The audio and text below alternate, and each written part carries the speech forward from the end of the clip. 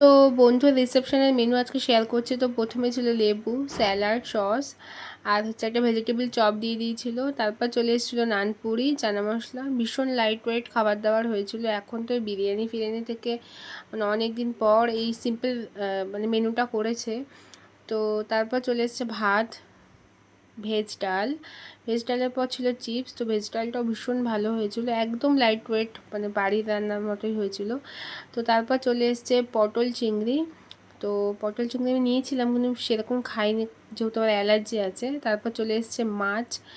তো মাছটাও ভালো ছিল, তো আমি বেশি একটা খেতে পারিনি মাছ। তো তারপর চলে আসলো চিকেন। চিকেনটা একদম সিম্পল সিম্পল হয়েছিল, এখন রিচ খাবার ছিল না। তারপর যেমন হয় চাটনি, পাঁপড়, মিষ্টি, মানে রসগোল্লা, সন্দেশ ছিল। তো শেষে ছিল আইসক্রিম। তো ভিডিওগুলো যদি ভালো লাগে তো একটা সাবস্ক্রাইব, একটা লাইক করে দিও। চলো টাটা, দেখা হচ্ছে নেক্সট ব্লগে।